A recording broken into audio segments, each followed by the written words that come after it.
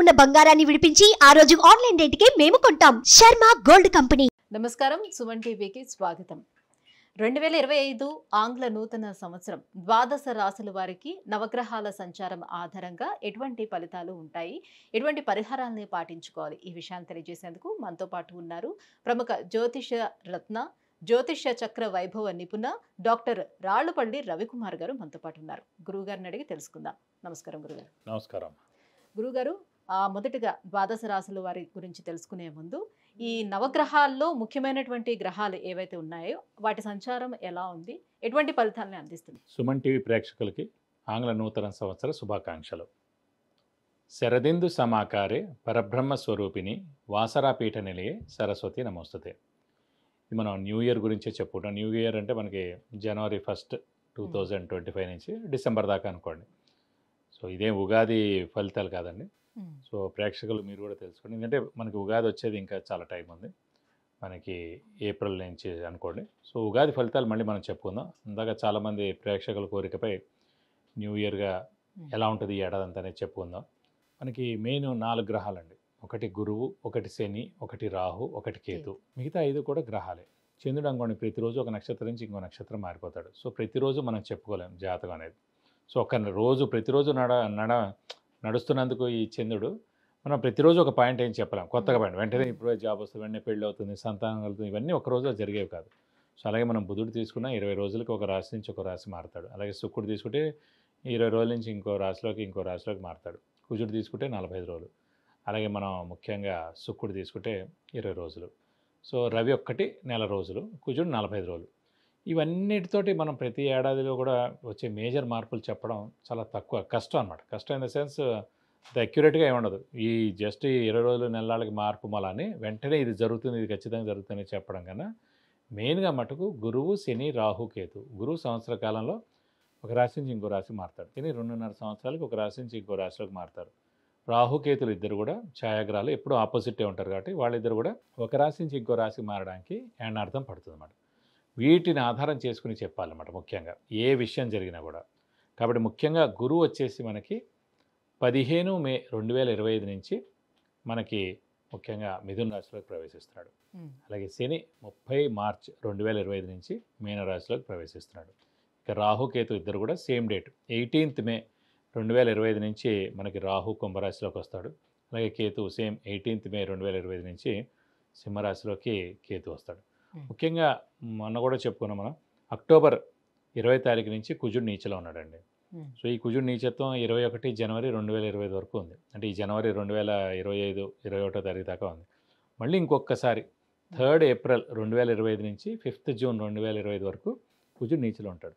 సాధారణంగా ఈ కుజుడు మెయిన్గా న్యాచురల్ కెలామిటీస్ కారకుడు, అంటే ఎర్త్క్వేక్.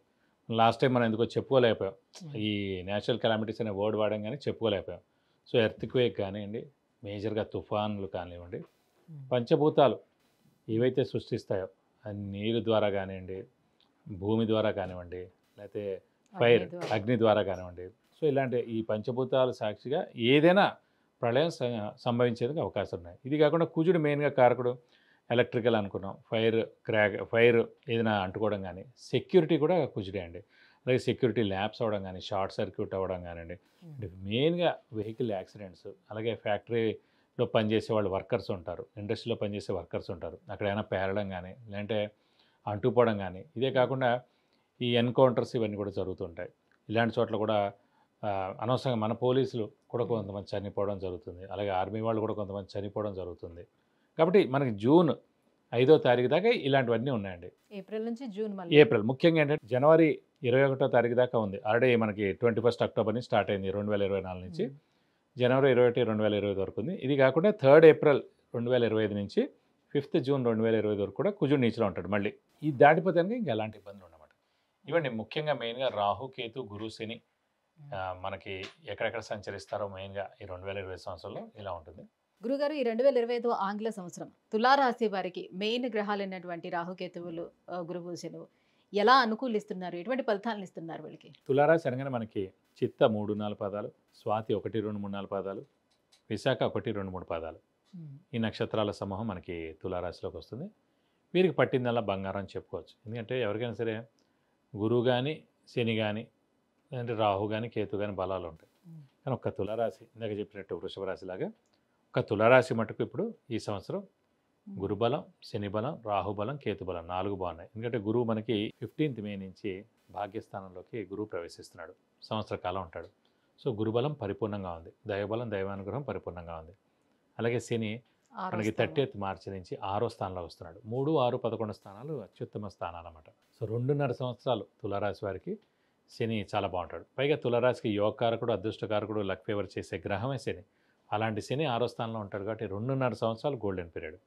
కాకుండా రాహు కేతులు, పంచమల రాహు, లాభంలో కేతు, ఆ 2 గ్రహాలు కూడా చాలా బాగున్నాయి. కాబట్టి ఈ రాశి వారికి శ్రమ, కాలం, ధనం వ్యర్థం కాకుండా ఉండడం, అవసరానికి డబ్బులు సమకూరడం, రావాల్సిన బాకీలు వసూలు అవడం, షేర్స్ కలిసి వస్తాయి, స్పెక్యులేషన్స్ కలిసి వస్తాయి, మధ్యవర్తిత్వం వహించవచ్చును. అలాగే స్థలం కానీ ఇల్లు కానీ కొనేందుకు అవకాశాలు ఎక్కువగా ఉన్నాయి, వాహనం కొనేందుకు అవకాశాలు ఎక్కువగా ఉన్నాయి, కొత్త వస్తువు ఇంటికి వస్తుంది. ఇంట్లో పెద్దవాళ్ళు, చిన్నపిల్లలు, మీ ఆరోగ్యం కూడా చాలా బాగుంటుంది. అలాగే ఎప్పటి నుంచో అనుకున్న పనులన్నీ కూడా తప్పకుండా ఇప్పుడు నెరవేరుతాయి. విద్యార్థులకి, రాజకీయ నాయకులకి, క్రీడాకారులకి, పత్రికా రంగం, యూట్యూబ్ రంగం, మీడియా రంగం, వ్యాపారస్తులు అందరూ కూడా పట్టిందలా బంగారం అని చెప్పుకోవాలి. అత్యద్భుతంగా ఉన్న రాశి ఏదైనా ఉంటే మటు ఖచ్చితంగా తులారాశి సంవత్సరం చెప్పుకోవాలి. ఓకే. సో ఇప్పుడు వరకు ఆగినటువంటి అంటే వివాహం కోసము ప్రయత్నాలు చేస్తూ ఇప్పుడు వరకు ఫలించిన వాళ్ళందరూ కూడా ఇప్పుడు ప్రయత్నాలు చేసుకోవడం మొదలు పెట్టుకోవచ్చు. 15th మే నుంచి గురుబలం స్టార్ట్ అవుతుంది కాబట్టి 14th మే దాకా కూడా గురుబలం తక్కువగా ఉండొచ్చు, అష్టమ స్థానంలో ఉంది కాబట్టి. ఈ లోపల మటుకు మీరు ఇప్పటి నుంచి మొదలు పెడితే కనుక ఉగాది తర్వాత నుంచి ఖచ్చితంగా ఖాయం అవుతుంది, ఎంగేజ్మెంట్ అవుతుంది, పెళ్ళి అవుతుంది, అన్నీ కూడా అవుతుంది. అలాగే సంతానం విషయాన్ని అంతే, సంతానం లేని వారికి సంతానం కలుగుతుంది, నిరుద్యోగులకు ఉద్యోగం వస్తుంది, ఉద్యోగస్తులకు ప్రమోషన్స్, అలాగే ఉద్యోగస్తులకి నేమ్ అండ్ ఫేమ్, అలాగే ఫారెన్ టూర్ విజిట్స్, అసైన్మెంట్స్ రావడం. విద్యార్థులు కూడా ఇక్కడ ఉన్నత చదువు ఉంది, ఫారెన్లో కూడా ఉన్నత చదువు ఉంది.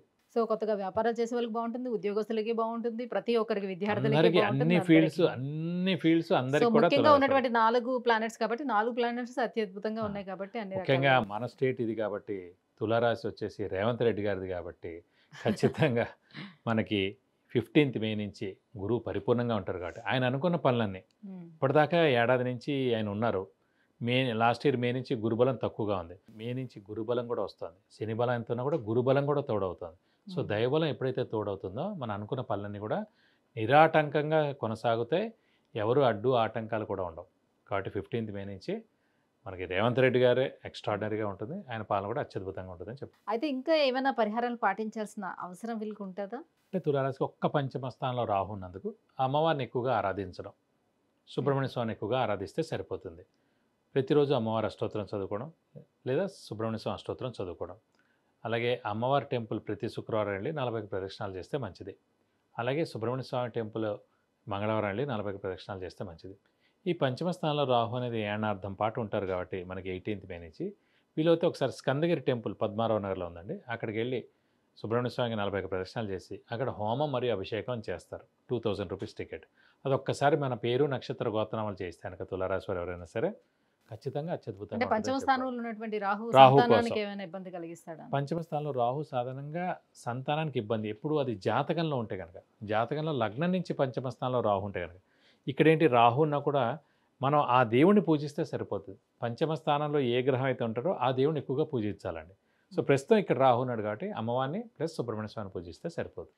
విద్య, ఉద్యోగం, వివాహం, వ్యాపారం, విదేశీయానం, ఆరోగ్యం, ఐశ్వర్యం, గృహం వీటన్నిటి గురించి తెలుసుకోవాలంటే కింద స్క్రోల్ అవుతున్నటువంటి నెంబర్లకి కాల్ చేయడం లేదంటే మెసేజ్ చేసి గురువుగారి యొక్క అపాయింట్మెంట్ పొందొచ్చు. గురుగారు, తులారాశి వారికి 2025 ఆంగ్ల సంవత్సరం ఎలా ఉండబోతుంది? ఈ విషయాన్ని తెలియజేసినందుకు ధన్యవాదాలండి. నమస్కారం.